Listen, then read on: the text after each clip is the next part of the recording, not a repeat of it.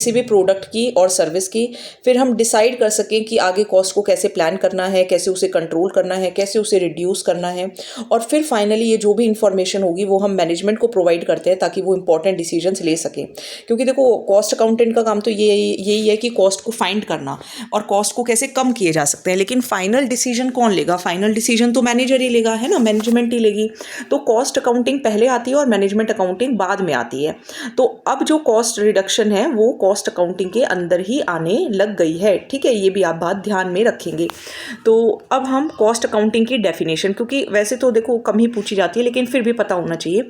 जैसे कि Charles T हॉर्नग्रेन, इन्होंने क्या कहा है कि कॉस्ट अकाउंटिंग ऑब्वियसली ये तो एक क्वांटिटेटिव मेथड ही है, क्वालिटेटिव मेथड तो है नहीं। अब इसके अंदर क्या किए जाते हैं कि आप कॉस्ट को एक्यूमुलेट करते हो, क्लासीफाई करते हो, समराइज करते हो और फिर उसमें से इंफॉर्मेशन इंटरप्रेट करते हो। किस लिए? 3 चीज़ों के लिए। क्योंकि आपको प्लानिंग करनी है, आपको कंट्रोल करना है, आपको कुछ डिसीजंस लेने हैं, आपको प्रोडक्ट से रिलेटेड डिसीजंस लेने हैं। तो ये किसने कहा है? हॉर्नग्रेन ने कहा है कि 3 मेन पर्पसेस के लिए हम कॉस्ट अकाउंटिंग को यूज़ करते हैं। अब ये institute of cost and management accountants of London, इन्होंने डेफिनेशन दी है। इन्होंने क्या कहा है कि कॉस्ट अकाउंटिंग क्या है? एक प्रोसेस है जिसके अंदर हम कॉस्ट की अकाउंटिंग करते हैं और हम फाइंड करते हैं कि कितना खर्चा हुआ है और फिर हम रिलेशनशिप एस्टैब्लिश करने की कोशिश करते हैं।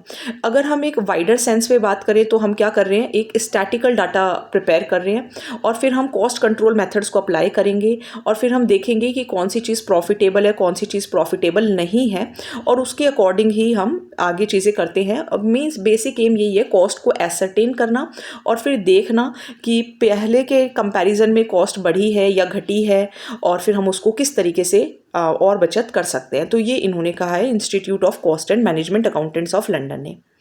अगर हम वेल्डन की बात करें तो वेल्डन क्या कहते हैं कि कॉस्टिंग के और कॉस्ट अकाउंटिंग के प्रिंसिपल्स को यूज़ करना, उनके मेथड्स को यूज़ करना, टेक्निक्स को यूज़ करना ताकि आप कॉस्ट को कंट्रोल कर सको और प्रॉफिट फाइंड कर सको। तो बेसिकली आप जो इन्फॉर्मेशन होगी उसको यूज़ करोगे और फिर मैनेजर अपने इंपॉर्टेंट डिसीजंस ले सके।